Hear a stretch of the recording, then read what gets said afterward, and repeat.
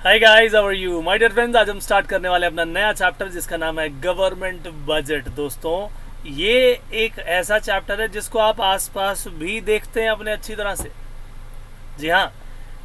और बजट तो भैया हर एक के घर में भी बनता है। आपके पेरेंट्स भी तो घर का बजट बनाते होंगे। बजट से क्या मतलब है कि भैया फाइनेंस यानी मनी, ये जो मनी है इसके बिना तो भैया कोई गति नहीं है। ठीक बात है कि नहीं? इसके बिना काम कहाँ चलता है? तो मनी आएगा कहाँ से? जाने के लिए। जाने के लिए इसलिए कह रहा हूँ क्योंकि भाई एक्सपेंडिचर भी तो करने होते हैं। तो बजट में मनी का इनफ्लो देखा जाता है और आउटफ्लो देखा जाता है। हो सकता है आपके पेरेंट्स वीकली बजट बनाते हो, मंथली बजट बनाते हो, लेकिन भैया देश जब चलाना हो तो सबसे पहले गवर्नमेंट की एक ड्यूटी होती है बहुत बड़ी कि वो देश का, गवर्नमेंट का, पूरा देश का बजट बनाए। और ये पूरे साल का बजट बनता है। एनुअल एक तरह से फाइनेंशियल स्टेटमेंट बन जाती है कि यहाँ से पैसा आएगा और यहाँ से पैसा जाएगा। यानी इतनी हमारी रिसीट्स होंगी और इतने हमारे एक्सपेंडिचर होंगे। यहाँ से पैसा आएगा और यहाँ से पैसा जाएगा। सो गवर्नमेंट बजट को देखा जाए तो देश की सरकार लेके आती है, जो उस समय जो है चुनी हुई सरकार है। लोकसभा में पेश होता है, फिर राज्यसभा में भी जाता है। राज्यसभा वाले अपनी तरफ से रिकमेंडेशन तो दे सकते हैं, लेकिन ये नहीं कह सकते जी हमें पसंद नहीं आया, कैंसिल करो। सो जो लोकसभा कहेगी वहीं पर जो पारित होगा उसी को मान लिया जाता है। सो ये जो बजट है बेसिकली कहाँ कहाँ से पैसा आ रहा है। सरकार, आपने देखा होगा कि आपसे टैक्सेस लेती है, वहाँ से पैसा आता है दोस्तों, करेक्ट और नॉट? तो वो एक सोर्स है। किसका? वो सोर्स है दोस्तों रिसीट्स का। और वहीं से खर्चे भी होते हैं। अब ज़रा सोचो, गवर्नमेंट तरह तरह के टैक्स लेती है कि नहीं लेती? लेती है भैया। One of the type of receipts हो गया है ना। एक्सपेंडिचर आपके लिए देखो, गवर्नमेंट स्कूल्स हैं, वहाँ पर एजुकेशन फ्री दी जा रही है। गवर्नमेंट हॉस्पिटल्स हैं, वहाँ पर फ्री पूरा इलाज किया जा रहा है। सड़कें हैं, सड़कों पर आपकी ये लाइट्स हैं, बड़े बड़े फ्लाईओवर्स हैं, रेलवे लाइंस हैं, ठीक है कि नहीं? और नेशनल हाईवेज हैं। ये सब जो है, सब के सब भैया गवर्नमेंट को इन पर खर्चा करना पड़ता है। देश की सुरक्षा के लिए खर्च करना पड़ता है, पुलिस पर खर्चा करना है, डिफेंस पर खर्चा करना है। तो जहाँ जहाँ से पैसा आता है अल्टीमेटली गवर्नमेंट यहीं पर चीज़ों पर खर्चा करती है।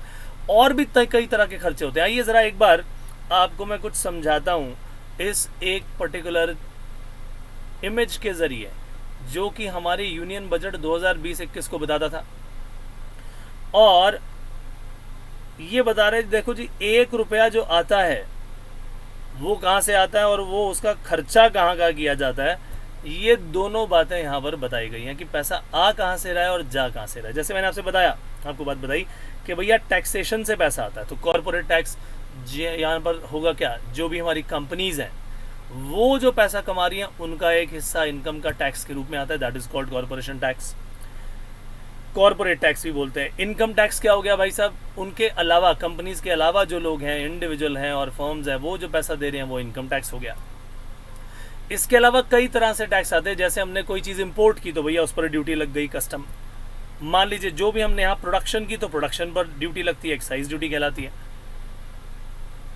उसके अलावा और बहुत सारे टैक्सेस हैं, जैसे कि जीएसटी सबसे आजकल आपको नज़र आता होगा। पुराने टाइम में तो जीएसटी की जगह पहले पता नहीं कई सारे टैक्सेस थे भाई, 20-25 से भी ऊपर टैक्सेस, मेरे ख्याल से 29 टैक्सेस को हटा करके इसे बनाया गया। और भी कुछ बड़े छोटे टैक्सेस को हटा के एक जीएसटी बना दिया गया, नहीं तो हर एक के अलग अलग लॉस थे। अब जो है, अब ध्यान से देखा जाए तो ये भी पैसा आ रहा है। उसके अलावा सरकार आपसे कई फीस लेती है। कहीं रजिस्ट्रेशन कराया उसकी फीस ले ली आपने, व्हीकल का रजिस्ट्रेशन कराया उसकी फीस हो गई। आपने व्हीकल चला रहे हो, कोई ना कोई रूल तोड़ दिया, चालान कट गया, वो पैसा ले रही है। वो टैक्स नहीं है लेकिन वो नॉन टैक्स रेवेन्यू है, गवर्नमेंट के पास पैसा तो आ ही रहा है ना उससे। तो ये वो सारी चीज़ें हैं। कुछ और चीज़ें बची हुई हैं अभी, इसके बारे में डिस्कशन बाद में करेंगे, ठीक है ना। और इसके अलावा जाता कहाँ है पैसा, ज़रा उसकी बात कर लें। देखो गवर्नमेंट क्या करती है, ऐसी कई तरह की स्कीम्स चलाती है। जैसे मैंने बताया, एजुकेशन है, हेल्थ है, सेक्टर है, हेल्थ सेक्टर है, यहाँ पर पैसा लगना है। ठीक है। सेंट्रल सेक्टर स्कीम्स हैं, सेंट्रली स्पॉन्सर्ड स्कीम होती हैं, जैसे कि उज्ज्वला स्कीम है। अब उज्ज्वला स्कीम में क्या होता है भैया, जो भी ऐसे बहुत सारी औरतें हैं गांव देहात में जहां पर गैस नहीं पहुंची हुई, एलपीजी नहीं पहुंची हुई, तो वहां पर उनको चूल्हा दिया जा रहा है, गैस दी जा रही है कि जी अब आप जो है लकड़ी जला करके जो है अपना चूल्हा मत जलाओ। गोबर जलाते थे लोग, है ना, तो उससे नुकसान बहुत होता था, पॉल्यूशन भी होता था, हेल्थ हजार्ड्स भी होते थे, तो उससे बचाने के लिए स्कीम चलाई गई।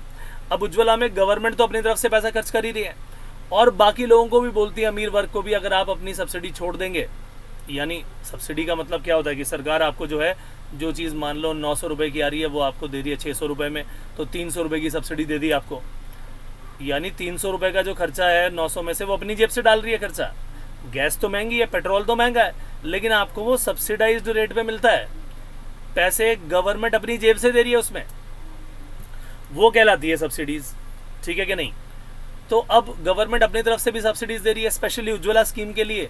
जो अमीर वर्ग है उनसे एक रिक्वेस्ट की गई, भैया अगर आप सब्सिडी नहीं लोगे तो वो जो पैसा बचेगा गवर्नमेंट के पास, वो इस तरह की गरीब जो है घर हैं उनमें ये एलपीजी देने के काम आएगा, जिससे वो स्वच्छ जो है तरीके से अपना चूल्हा जला पाएंगी, पॉल्यूशन कम होगा, हेल्थ हजार्ड्स कम होंगे।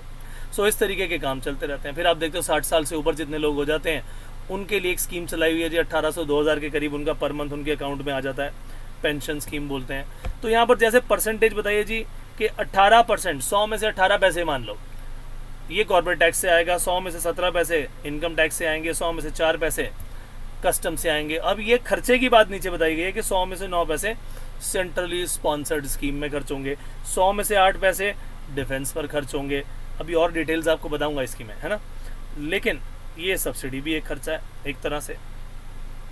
तो गवर्नमेंट क्या करती है, इस तरह से पैसा एक तरफ आ रहा है और दूसरी तरफ जा रहा है। तो कहाँ से पैसा आ रहा है, एक तो वो गया where this money comes from, where this rupee comes from and where this rupee goes to, this is very very important, correct. अब इसके बाद अगर आप अगली बात करो तो अब उसी में रिसीट्स की बात कर रहा था मैं कि भैया टैक्सेस से पैसा आ रहा है।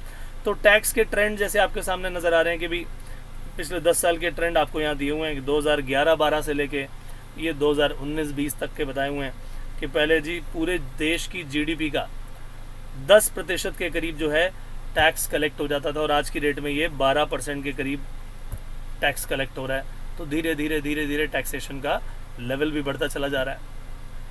तो ये एक तरह से आपकी गवर्नमेंट के स्टैट्स हैं, गवर्नमेंट ने स्टैट्स दिए हुए हैं।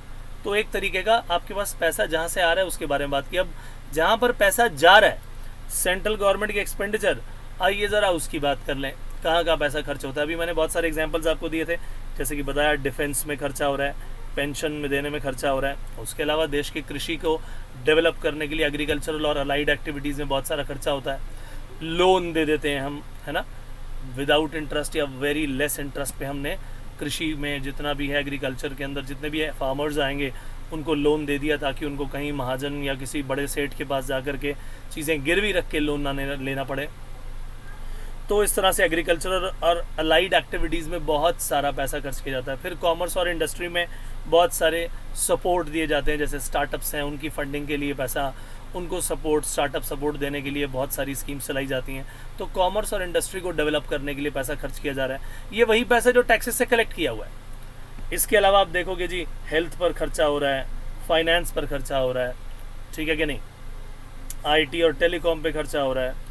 उसके अलावा जो हमारे यहाँ शहरीकरण हो रहा है, अर्बन डेवलपमेंट के ऊपर खर्चा हो रहा है, देश में एजुकेशन पर खर्चा हो रहा है। फिर जो वीक स्टेट्स हैं उनके लिए अलग से बना दिया जी डेवलपमेंट ऑफ नॉर्थ ईस्ट, उसके लिए अलग से फंड बना दिया जी, ये वाला खर्चा इस साल इस पे होगा। तो इस तरह के गवर्नमेंट ने बहुत सारे हेड्स बनाए हुए हैं। सोशल वेलफेयर पर इतना खर्चा होगा, टैक्स की एडमिनिस्ट्रेशन यानी टैक्स को कलेक्ट भी तो करना होता है, उस पर इतना खर्चा होगा। फिर स्टेट्स को इतना पैसा दिया जाएगा, तो स्टेट्स में बांट दिया जाता है उनकी ज़रूरत के अनुसार। आपने आए दिन सुना होगा कि हर स्टेट को कुछ ना कुछ पैसा दे दिया जाता है। अब जैसे आप सुनते रहोगे जी दिल्ली में तो केजरीवाल कि हमें ये सेंटर ने वो नहीं दिया, ये नहीं दिया। अपनी तरफ से स्टेट का टैक्स तो कलेक्ट कर ही रहे हैं, साथ में उन्हें और भी चाहिए। अब देती है गवर्नमेंट उनको भी कि भैया और खर्च करो। तो सेंट्रल का काम ही यही है कि भैया ठीक है हम अपनी तरफ से भी आपको देंगे, करो खर्च। अब आपको दिखाना पड़ेगा भैया जो पैसा मिला आपको उसे खर्च करके दिखाओ। तो उसी तरह से गवर्नमेंट ट्रांसपोर्टेशन पे खर्चा करती है, सड़कें भी बनवाती है, देखो रोड्स पर खर्चा कर रही है, हाईवेज़ पर खर्चा कर रही है, फ्लाईओवर्स बन रहे हैं, अंडरपास बन रहे हैं, एयरपोर्ट्स बन रहे हैं और ट्रांसपोर्टेशन की कनेक्टिविटी बढ़ रही है। तो ये सब चीज़ें जो है गवर्नमेंट को खर्चे दिखाने पड़ते हैं। गवर्नमेंट ने क्या किया है, आइटम वाइज अपनी ये लिस्ट बना ली है, आइटम वाइज। ये एस्टिमेट्स होते हैं। जब हमने बजट बोल दिया इसका मतलब क्या हो गया, बजट जब मैंने बोल दिया भैया तो ये एस्टिमेट है, ऐसा नहीं कि एज इट इज़ इतना ही पैसा आएगा और इतना ही पैसा जाएगा। बट हाँ, क्योंकि हम बजट बना रहे हैं, एडवांस में बना रहे हैं, तो ये एस्टिमेट्स हैं सालाना। एनुअल बजट क्या है, आइटम वाइज एस्टिमेट है कि इतनी इतनी आइटम पे इतना इतना पैसा आएगा और इतनी इतनी आइटम पे इतना इतना पैसा खर्च होगा। ठीक है। फिर जैसे कि मैं सब्सिडीज़ की बात कर रहा था, सब्सिडीज़ कहाँ कहाँ दी जाती हैं। आप देखो फूड पर बहुत ज़्यादा सब्सिडी दी जाती है। आप देखोगे हमारे यहाँ राशन शॉप्स होती हैं, ठीक है कि नहीं, वहाँ पर आप जो भी BPL जो कैटेगरी के लोग हैं, बिलो पॉवर्टी लाइन, उससे उन सभी लोगों को बहुत कम रुपए पर जो है पर केजी पर अनाज मिल जाता है, चीनी मिल जाती है, चावल मिल जाते हैं, केरोसिन मिल जाता है। करेक्ट। तो फूड है, फर्टिलाइज़र्स, जितने भी हमारे फार्मर्स हैं उनको खाद के लिए, फर्टिलाइज़र्स के लिए और दूसरे आपके इक्विपमेंट्स हैं उनके लिए, एग्रीकल्चरल इक्विपमेंट के लिए सब्सिडीज़ दी जा सकती है। पेट्रोलियम प्रोडक्ट जैसे कि मैंने आपको बताया, इन सब पे LPG है, चाहे पेट्रोल है, चाहे डीजल है, ये आपको सब्सिडी के बाद मिल रहे हैं।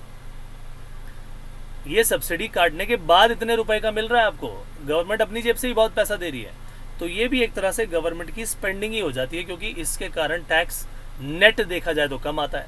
मैंने आपको पहले भी बताया था, इनडायरेक्ट टैक्सेस माइनस सब्सिडीज करके नेट इनडायरेक्ट टैक्सेस, राइट, ये वही तो सब्सिडी है। अब आप देखोगे कि हमने जो बातें अभी पढ़ी वो सारी आपको इस गवर्नमेंट बजट में नज़र आएगी। इससे पहले कि हम इसको स्टार्ट करें, एक छोटी सी आपके सामने ये वीडियो लेकर आता हूँ, ज़रा इसको ध्यान से देखिए कि किस तरह से हमारी फाइनेंस मिनिस्टर ने, निर्मला सीतारमन जी ने यूनियन बजट दिया 2021 का लोकसभा में। लोकसभा बहुत इंपॉर्टेंट है यहाँ पर, और वहीं पर पारित भी होता है। करेक्ट। उसके बाद जब जाते हैं तो उसके अंदर बहुत सारी अब की हाइलाइट्स आपके सामने यहाँ पर नज़र आ रही हैं कि उन्होंने किस किस चीज़ में कितना कितना जो है यहाँ पर खर्चा किया, खर्चा करने का प्लान किया, टैक्सेस को कैसे किया, डायरेक्ट टैक्स कितने, इनडायरेक्ट टैक्स कितने, ठीक है कि नहीं, पुराने कितने थे, नए इस बार के प्रपोज कितने हैं। अब देख सकते हो जी, पहले मान लो ये 2 से लेके, ये देख रहे हो ना, 2.5 से लेके 5 लाख तक पहले 5% था, अब उन्होंने कहा कोई टैक्स नहीं होगा। इस तरह से चेंजेस जो है आते रहते हैं, समय समय पर टैक्सेस से जुड़ी चीज़ें आती रहती हैं, उसके अलावा चीज़ें आती रहती हैं। ये भी टैक्स से जुड़ी है कि पहले टैक्स की डिडक्शन कितनी मिलती थी, उसे हटा दिया गया। फिर कंपनीज़ के बारे में कुछ अपडेट आ गई, इकॉनमी और फाइनेंस के बारे में कोई चीज़ आ गई। अब जैसे कि बैंक डिपॉजिट इंश्योरेंस कवर होता है, पहले 1 लाख हुआ करता था, अब 5 लाख रुपए पर डिपॉजिटर है। यानी मान लीजिए अगर आपका इतना पैसा बैंक के पास से डूब जाता है तो 5 लाख रुपए पर डिपॉजिटर तो मिलेगा ही मिलेगा। ये एक तरह से बैंक डिपॉजिट की इंश्योरेंस है। बैंक भी तो फेल हो जाते हैं ना, तो इस तरह से कंपनीज एक्ट में अमेंडमेंट करेंगे। उसके बाद ये बहुत इंपॉर्टेंट बात आता है कि गवर्नमेंट जो है उसकी PSUs हैं, पब्लिक सेक्टर यूनिट्स हैं, तो जो भी बड़ी बड़ी कंपनीज़ हैं, नवरत्न कंपनीज़ हैं, गवर्नमेंट ने जहाँ पर पैसा लगाया हुआ है, over a period of time in सब को क्या करने की ज़रूरत होती है, इसका हिस्सा गवर्नमेंट को बेचने देना चाहिए। क्योंकि जब हम आज़ाद हुए थे भैया, तब तो प्राइवेट सेक्टर बहुत ही छोटे लेवल पर था, गवर्नमेंट कोई कमान संभालनी थी, तो गवर्नमेंट ने सारी की सारी जो है बड़ी बड़ी कंपनीज बनाई। लेकिन हम देखते हैं कि over a period of time ये बहुत ज़्यादा तरक्की भी नहीं कर पाई। हालांकि बहुत हज़ारों करोड़ रुपए का टर्नओवर है, लेकिन अगर ये प्राइवेट हाथों में होता शायद उससे डबल होता। उसका मकसद ये भी था कि इनका मेन मोटिव प्रॉफिट कमाना तो था नहीं, गवर्नमेंट ने तो सर्विसेज प्रोवाइड करनी है। लेकिन over a period of time आज हम जिस स्थिति में हैं, it is very very important कि उनकी डिसइन्वेस्टमेंट की जाए। पहले गवर्नमेंट ने पैसा लगाया था, आज की डेट में अब ज़रूरत आन पड़ी है कि भैया उनको बेच करके शेयर गवर्नमेंट बेच दे, क्योंकि गवर्नमेंट का शेयर है, उसके अंदर जितना प्रॉफिट आएगा गवर्नमेंट को भी उसके रूप में डिविडेंड या इंटरेस्ट के रूप में पैसा मिलता है।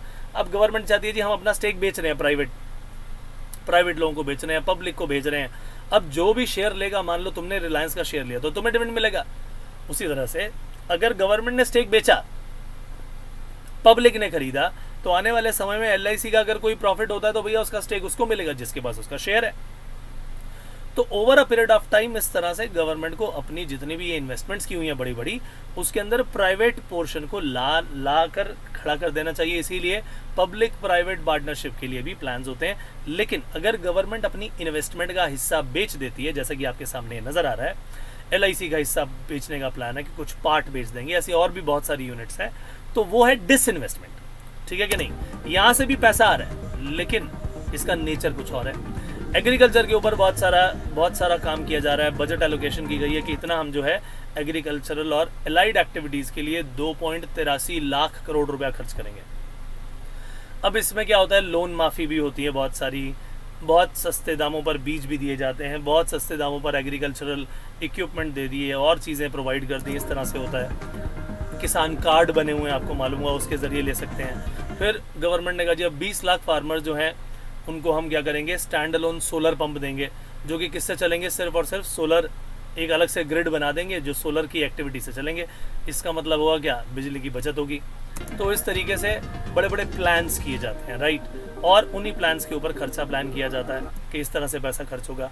फिर ये एग्रीकल्चर क्रेडिट बहुत बड़ी चीज़ है, जैसे कि मैंने आपको बताया भी था कि किसी सेठ के पास जाकर के लोन ना लेना पड़े, जा करके गवर्नमेंट जो है अपनी तरफ से क्या कर देगी, ये क्रेडिट फैसिलिटी देगी, विदाउट सिक्योरिटी दे देगी।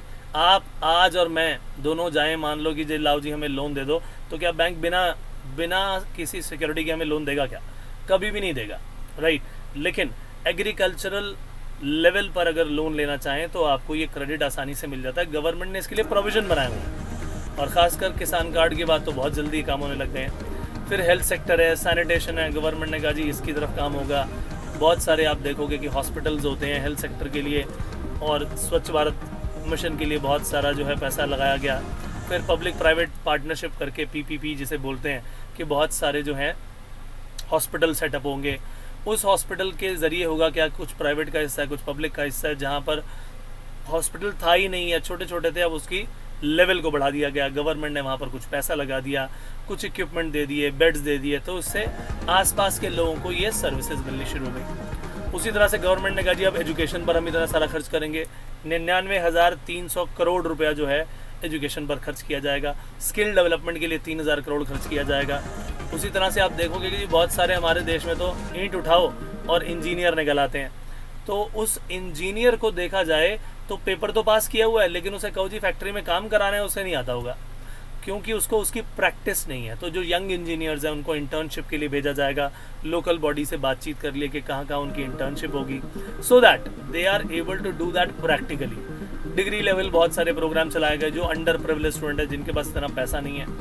इंफ्रास्ट्रक्चर की प्लानिंग की गई जी हम यहाँ खर्च करेंगे, रेलवे पर ये अंडरपास, ब्रिजेस हैं बहुत बड़े बड़े, और एक्सप्रेसवेज हैं, इन सारी की सारी चीज़ों पर खर्चा करने का प्लान बनाया गया। बड़े बड़े एक्सप्रेसवेज हैं, ये आप देखोगे इलेक्ट्रिफिकेशन किया जा रहा है, ज़्यादा से ज़्यादा ट्रेन ताकि दौड़ सकें। और जैसे आपको मालूम है कि एक बार देश के अंदर जो है ट्रांसपोर्टेशन के और कम्युनिकेशन के मोड जो हैं बड़ी तेज़ी से फैलते हैं, तो देश की तरक्की भी उतनी ही ज़्यादा जल्दी होती है। सो ये सब चीज़ें आपने देखा, ये बजट की हाईलाइट्स थी। तो गवर्नमेंट क्या कर, ऐसा तो नहीं है कि खाली 100% बजट यही था, लेकिन गवर्नमेंट के बजट की इस बार की हाईलाइट थी कि ये मेन हमारा फोकस होगा इस बार। तो खर्चा तो हर जगह किया जाता है, डिफेंस पर भी किया जाता है, वो तो ऐसा तो है नहीं कि वही रोक देंगे। तो ये हाईलाइट्स जो आपने देखी, ये सब चीज़ें जो पहले मैंने अभी इंट्रोडक्शन दिया आपको, ये सब मिला करके अब आपके सामने इस पूरे चैप्टर में आने वाला है, राइट। सो आइए स्टार्ट करते हैं पहला क्वेश्चन। और इस पहले क्वेश्चन में लिखा जी define government budget. Government budget क्या है, और साथ में लिखा है what are the elements of government budget. तो भाई साफ सीधी बात मैंने आपको बताई थी कि गवर्नमेंट बजट है क्या, ये एक एनुअल फाइनेंशियल स्टेटमेंट है, सालाना बनती है, ये आपको बात बताई थी मैंने। और आइटम वाइज स्टेटमेंट है, उसका आइटम वाइज एस्टिमेट हम यहाँ पर देने वाले हैं। आइटम वाइज एस्टिमेट का मतलब ये हो गया कि एक एक आइटम का एस्टिमेट बताया जाएगा कि आने वाले समय में, आने वाले साल में हम इस तरह से पैसा लेने भी वाले हैं इस सोर्स से, और इस तरह से पैसा खर्च भी करने वाले हैं, राइट। तो ये जो है सारे के सारे रिसीट्स और एक्सपेंडिचर गवर्नमेंट के हम यहाँ पर एक साल के अकाउंटिंग ईयर के दे देते हैं। अकाउंटिंग ईयर को यहाँ पर फिस्कल ईयर कहा जाएगा। सो अब सिचुएशन यहाँ पर क्या है कि गवर्नमेंट ने अपना बजट बनाया तो भैया पूरे साल का है, आइटम वाइज है, ठीक है, ये पॉइंट आपको बता दिया, सारे रिसीट्स और सारे एक्सपेंडिचर है और एक फिस्कल ईयर का है। अब अगर मैं बोलूँ यहाँ पर कि भैया आपने रिसीट्स भी देखी, आपने एक्सपेंडिचर भी देखे, यहाँ से पैसा आने वाला है, यहाँ से पैसा जाने वाला है, ये रहे आपके रिसीट्स एंड एक्सपेंडिचर। तो भाई रिसीट्स बजट की हैं, इसीलिए उसे कहा जाएगा कि वो बजट रिसीट है, और एक्सपेंडिचर भी बजट के हैं, इसीलिए कहा जाएगा कि वो बजट एक्सपेंडिचर है। तो देखा जाए तो यही हमारे मेन एलिमेंट हो गए गवर्नमेंट बजट के। पहला गवर्नमेंट बजट का पहला बजट रिसीट और दूसरा budget expenditure. So budget receipts क्या है? बजट रिसीट्स की बात करें तो हमारे पास जहां से भी पैसा आएगा गवर्नमेंट के पास, जैसे कि एग्जांपल मैंने आपको दिए थे, टैक्स रेवेन्यू और नॉन टैक्स रेवेन्यू, पहले तो ये बताई थी बात, ठीक बात है कि नहीं? मैंने क्या बोला? Tax revenue and non tax revenue. Taxes के नाम बताए थे कई सारे, डायरेक्ट और इनडायरेक्ट भी बताए हैं ना, जैसे कि इनकम टैक्स हो गया, जीएसटी हो गया, ठीक है। ये सब क्या है? हर साल आने वाले हैं, हर साल आने वाले हैं, और ये रेवेन्यू नेचर है। तो यानी बजट रिसीट की अगर मैं बात करूं तो जैसे आपने अकाउंटिंग में पढ़ा होगा कि भाई कैपिटल नेचर की भी रिसीट होती हैं और रेवेन्यू नेचर की भी रिसीट होती हैं, पढ़ा है कि नहीं पढ़ा? सेम तरीके से यहाँ पर काम होने वाला है, सेम तरीके से यहाँ पर भी आप देखोगे कि कैपिटल नेचर की भी रिसीट्स हैं आपके सामने और रेवेन्यू नेचर की भी रिसीट है। टैक्स अगर मैंने कलेक्ट किया तो वो रेवेन्यू नेचर की रिसीट है, नॉन टैक्स रेवेन्यू लिया वो भी रेवेन्यू नेचर की रिसीट है, हर साल वो आएंगी। लेकिन अगर गवर्नमेंट ने, वो जो मैंने अभी LIC वाला एग्जांपल आपको दिखाया था कि इस साल LIC का बहुत बड़ा स्टेक सरकार जो है पब्लिक ऑफरिंग के थ्रू बेचेगी, तो भाई वो एक डिसइन्वेस्टमेंट है। वो एक बार आपने वो पूरा का पूरा सेल कर दिया शेयर, तो समझ लेना कि वो आपके पास बार बार तो नहीं कर पाओगे उसे सेल। उसको सेल करने के बाद एक ही बार तो पैसा आना है और बड़ा अमाउंट है भाई, इन्वेस्टमेंट है, तो वो कहलाती है capital receipt. So very very important part कि यहाँ पर भी जो रिसीट्स होंगी वो दो तरह की होंगी दोस्तों। कौन कौन सी? कैपिटल रिसीट और दूसरी होगी रेवेन्यू रिसीट। क्या ये बात सबको समझ में आई अच्छी तरह? सो एस्टिमेटेड रिसीट्स है फ्रॉम ऑल सोर्सेज। जब मैंने बजट रिसीट बोल दिया तो यानी दोनों तरह के सोर्सेज हो गए, कैपिटल भी रेवेन्यू भी। दैट इज व्हाई वी से कि रेवेन्यूज है from all sources during a fiscal year. लेकिन ये एस्टिमेटेड है दोस्तों, ऐसा नहीं है कि 100% इतना आएगा। Correct, this is very very important. So जिस तरह से हमने बजट की रिसीट का अंदाजा लगाया कि भैया ये कैपिटल और रेवेन्यू दोनों हो सकते हैं, बिल्कुल उसी तरीके से बजट एक्सपेंडिचर भी दो तरीके के हो सकते हैं। ये भी आपके कैपिटल नेचर भी हो सकते हैं और रेवेन्यू नेचर के एक्सपेंडिचर भी हो सकते हैं।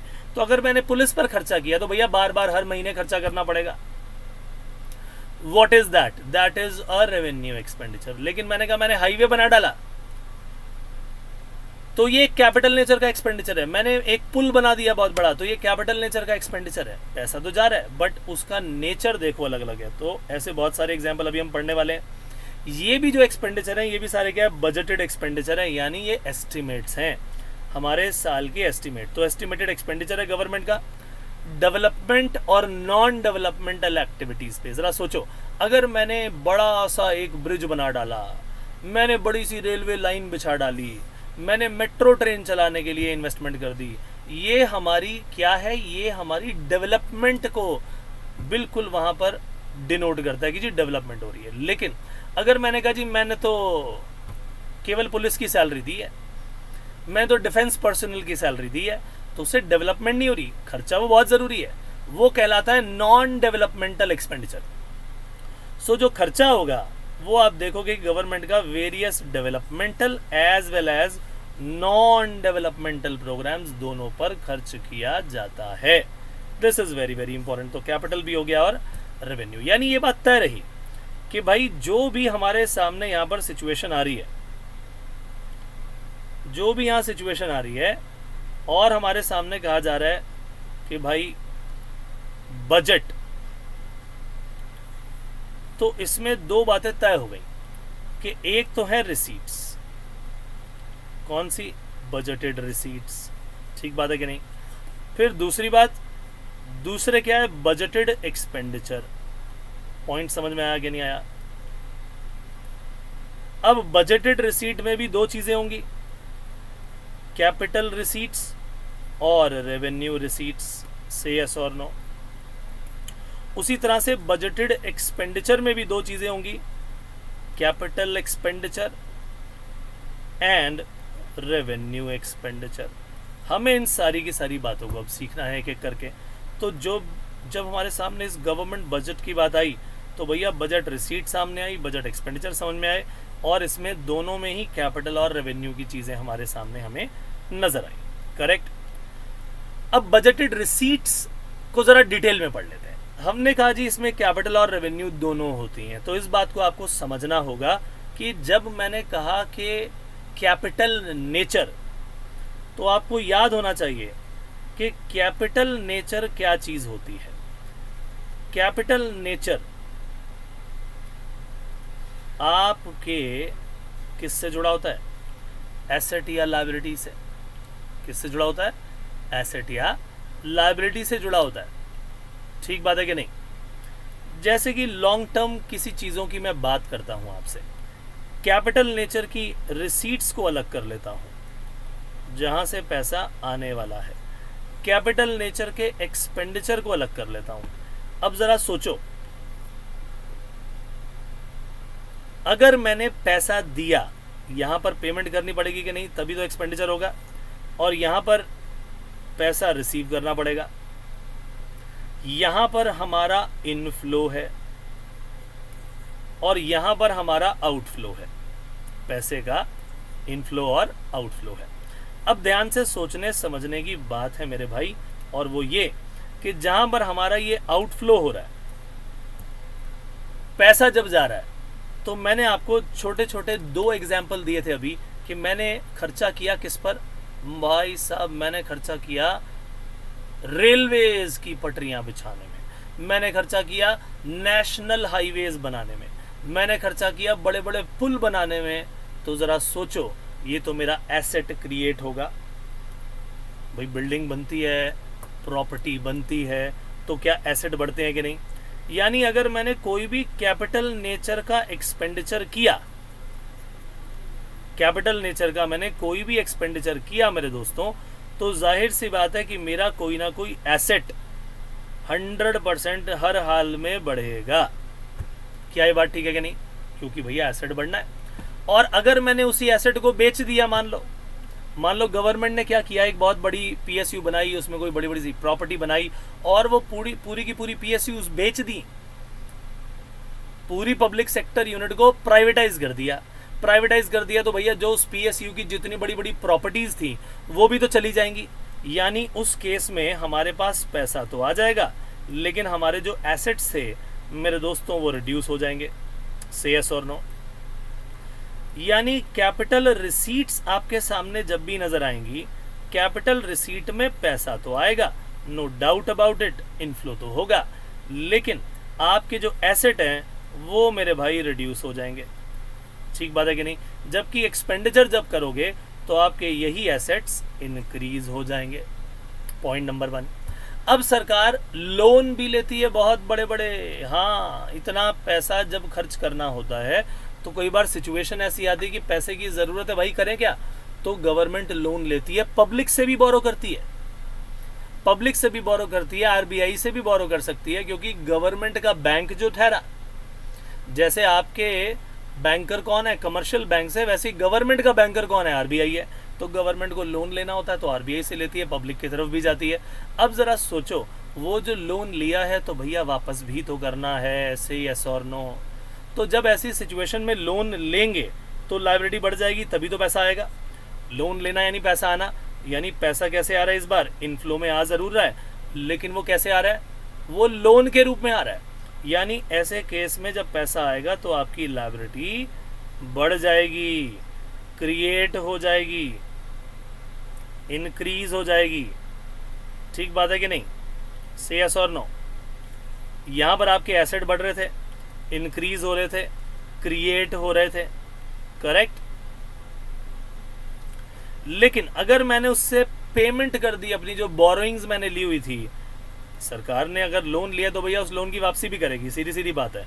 तो जब लोन की वापसी करेगी तो भैया क्या लायबिलिटी गवर्नमेंट की घट जाएगी कि नहीं?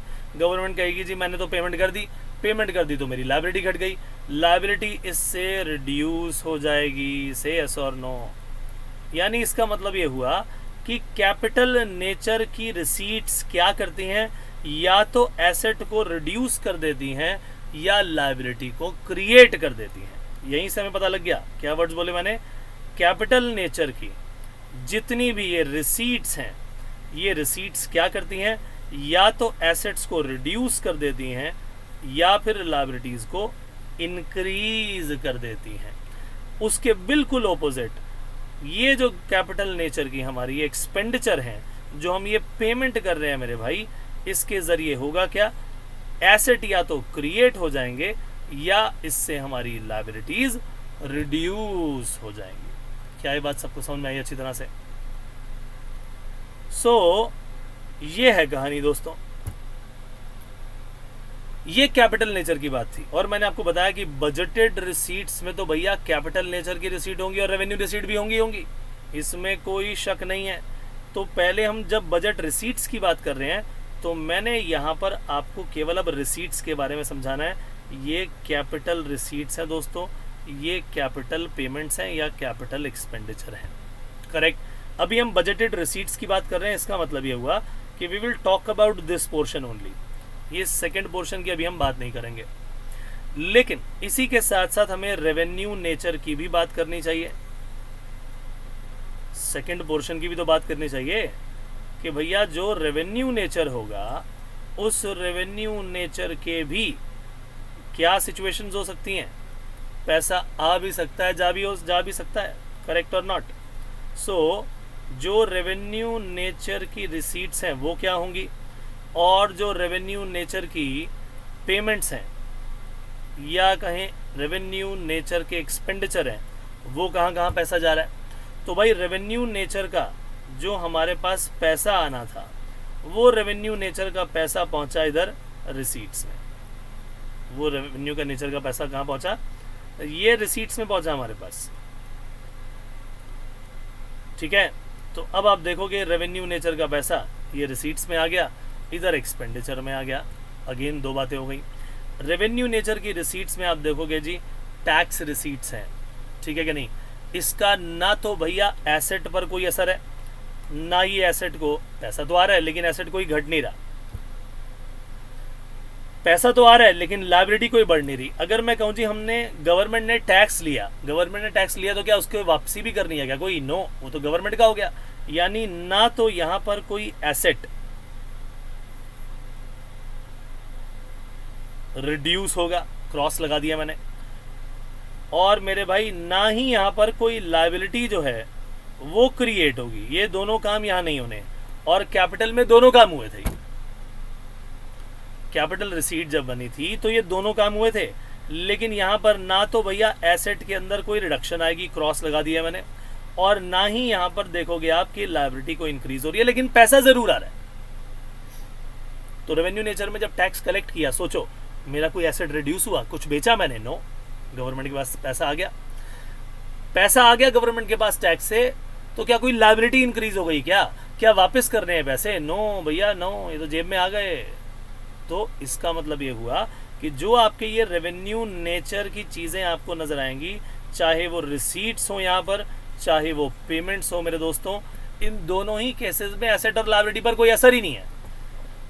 जैसे कि अभी तुमने कैपिटल नेचर के इस एक्सपेंडिचर के बारे में जाना था, इसमें एसेट बढ़ गया था, लायबिलिटी घट गई थी, लेकिन ये दोनों काम ऊपर हुए भैया, यहां पर नहीं होंगे।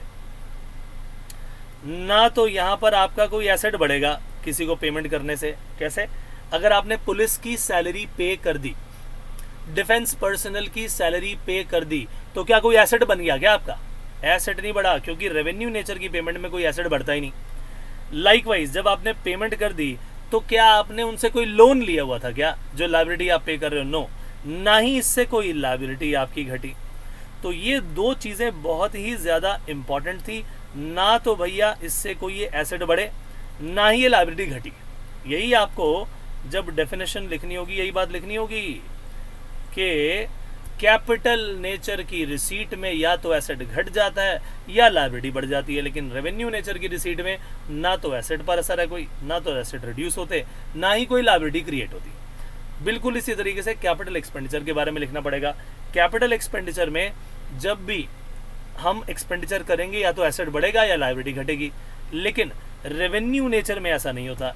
रेवेन्यू नेचर की पेमेंट जब भी आप करेंगे, एक्सपेंडिचर जब भी करेंगे, ना तो उससे एसेट बढ़ेंगे ना ही लायबिलिटी घटेगी। सो देखा जाए तो भाई आने वाला बहुत सारा पोर्शन मैंने आपको एक ही पेज में समझा दिया है। तो सबसे पहले तो बजट रिसीट के बारे में बात कर लें, ठीक बात है कि नहीं?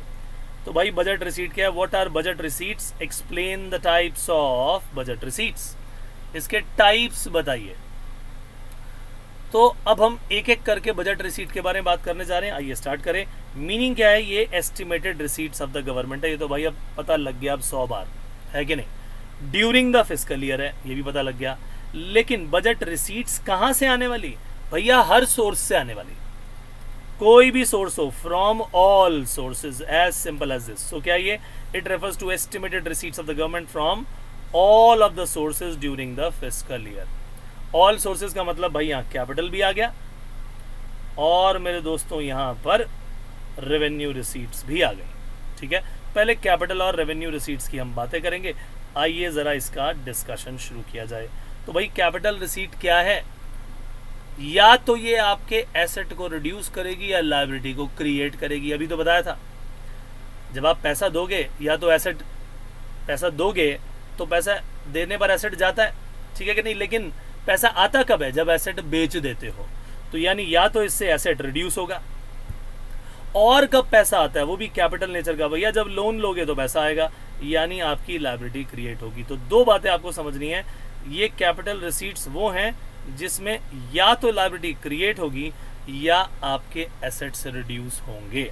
Very very very important. A receipt is a capital receipt. किसी भी रिसीट को आप कैपिटल रिसीट कहने से पहले ये दो बातें सेटिस्फाई करनी बहुत ज़रूरी है। ये दो कंडीशंस को सेटिस्फाई करना बहुत ज़रूरी है। इनमें से कोई एक करनी है, ऐसा नहीं दोनों हर बार होंगी। भाई एसेट लोगे तो उसमें लायबिलिटी का तो कोई रोल नहीं है ना। अभी अगर एसेट ले लिया, पैसे दे दिए तो हो गया काम। सो ये वर्ड जो है यहाँ पर बहुत इंपॉर्टेंट है, एनी वन ऑफ देम। या तो भाई लायबिलिटी क्रिएट कर लो या फिर एसेट रिड्यूस कर लो। दोनों में से अगर एक भी चीज़ हो गई तो समझ लेना that this is a capital receipt. So it is a test, जैसे बोलते हैं ना लिटमस टेस्ट। ये वो टेस्ट है। क्या लायबिलिटी क्रिएट हो रही है? अच्छा ये कैपिटल रिसीट है। क्या एसेट रिड्यूस हो रहे हैं? अच्छा भैया ये भी कैपिटल रिसीट है। दोनों में से कोई एक चीज़ हो जाए। फिर आगे चलते हैं। Create liability, either it creates liability. Question में लिखा था आइदर इट्स क्रिएट लायबिलिटी। सो ये जो वर्ड आइदर है, this is very very important. दोनों में से कोई एक काम होना चाहिए इनमें से।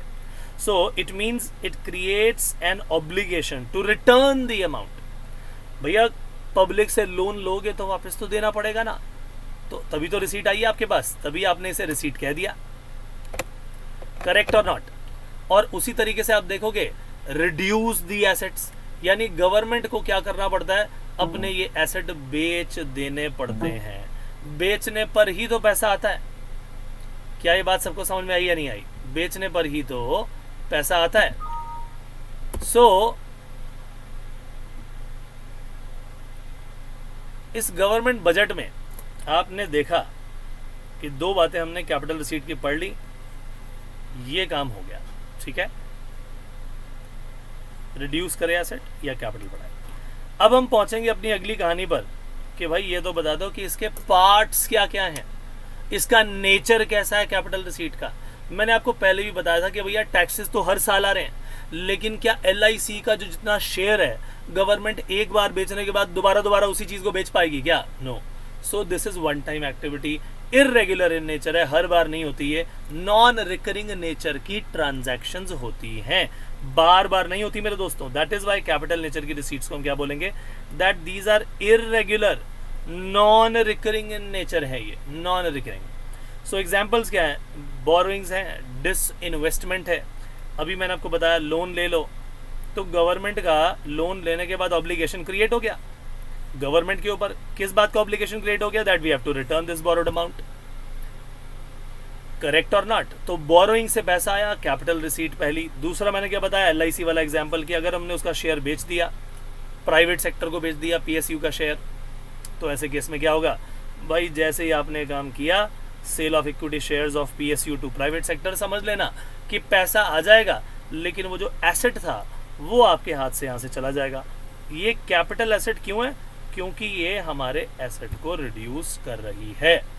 क्या ये बात समझ में आई? ये था दोस्तों कैपिटल रिसीट का काम। अब आते हैं दोस्तों रेवेन्यू रिसीट पर। बिल्कुल उसका उल्टा है, बिल्कुल उसका उल्टा। उसमें क्या बोला कि या तो कोई लायबिलिटी क्रिएट होगी या एसेट रिड्यूस होगा। हम कहेंगे ना तो यहाँ लायबिलिटी क्रिएट होगी, ना ही यहाँ पर कोई एसेट रिड्यूस होगा, क्योंकि ये रेवेन्यू नेचर है भाई, ये रेगुलर नेचर की इनकम है। Are you getting this point और नॉट? तो मेरे पास टैक्सेस से पैसा आना है, टैक्स से जब पैसा आएगा तो भैया मैंने कोई एसेट नहीं बेचा, और ना ही ये कोई लोन है जो कि वापस करना हो। करेक्ट? सो है क्या, रेवेन्यू रिसीट्स वो हैं जो कि ना तो क्रिएट करती हैं कोई liability, neither create any liability nor it reduces the assets of the government. Government के मेरे भाई कोई एसेट भी इसमें रिड्यूस नहीं होते। क्या ये बात क्लियर हो गई सभी को अच्छी तरह से? आगे चलते हैं। अब रिसीट को आप रेवेन्यू रिसीट कब कहेंगे? जब इसने दोनों में से कोई एक कंडीशन जो है पास कर ली। ये दोनों में से कोई एक कंडीशन क्या है? जब आप देखोगे ना तो भैया लायबिलिटी, ना तो लायबिलिटी क्रिएट कर रही है और ना ही आपके एसेट को रिड्यूस कर रही है। ठीक है कि नहीं? अब एनी वन की जगह कहें कि ऐसा नहीं कह सकते भाई ये कर ले और ये ना करे, तो एक काम करते हैं एनी वन हटा देते हैं यहाँ से एनी वन कंफ्यूजन क्रिएट करेगा। आप बोलोगे ना तो ये कर रहा है ना तो ये कर रहा है, दोनों में से कोई नहीं कर रहा, एनी वन हटा दो यहाँ से। So it means it doesn't create any obligation to return the amount. जैसे टैक्स मिला, मैंने कहा कि वापस करने थोड़ी है भाई, है it is not a liability. या आपने कोई एसेट बेचकर थोड़ी टैक्स लिया है, और ये तो रेगुलर आएगा, हर साल आएगा, हर साल पैसा कमाया जाएगा, लोग हर साल पैसा कमाएंगे और आपको हर साल पैसा देंगे। That is why it is of regular nature और रिकरिंग इन नेचर। बार बार ये काम होता है दोस्तों।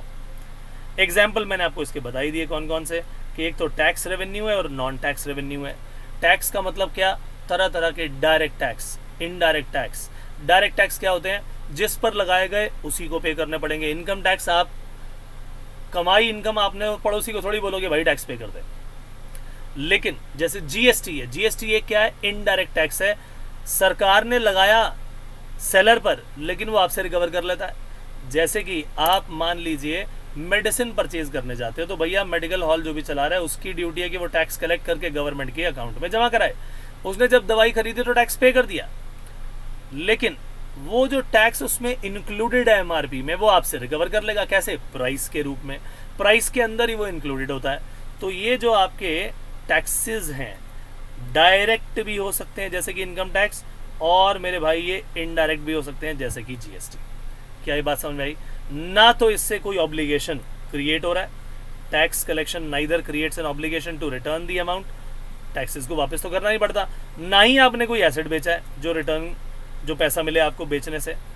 इसका मतलब ये हो गया हमारे सामने कि इन दोनों ही केसेस में टैक्स रेवेन्यू हो या नॉन टैक्स रेवेन्यू हो। जैसे कि गवर्नमेंट ने जब इन्वेस्टमेंट की हुई है तो उस पर इंटरेस्ट मिलेगा, लोन दिया तो इंटरेस्ट मिलेगा, अगर अपनी प्रॉपर्टी किराए पर दिया तो रेंट मिलेगा, फीस कलेक्ट कर दिया गवर्नमेंट जैसे कि लाइसेंस फी, आपका चालान कट गया तो फाइन्स या पेनल्टी चार्ज कर लेती है।